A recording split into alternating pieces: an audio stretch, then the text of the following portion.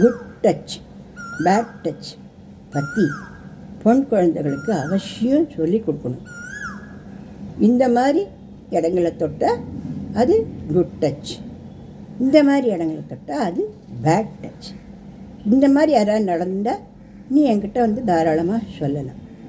அவசியம் இல்லாத நம்ம யார் கூட்டாலும் போய் பெக்கேன்னு சிரிச்சுண்டு நிற்கிறதோ, நம்மளை பற்றி வசதியாக சொல்லிவிட்டு ஆஹா நம்ம பெரிய அழகியாக்கோன்னு நினச்சி நான் அப்படியே மனசு மகிழ்கிறதோ பண்ணக்கூடாது.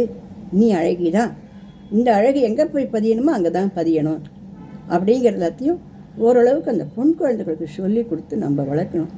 நீ எதுவாக இருந்தாலும் தைரியமாக என்கிட்ட சொல்லுமா அப்படின்னு அம்மாவும் அப்பாவும் அந்த குழந்தைகளுக்கு அன்பு காட்டணும்.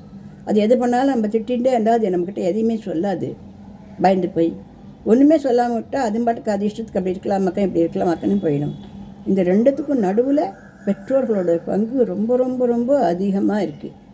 அதனால் நம்ம ரொம்ப ஜாக்கிரதையாக ஒரு பூக்களை பராமரிக்கிற மாதிரி நம்ம குழந்தைகளை நம்ம பராமரிக்கணும்.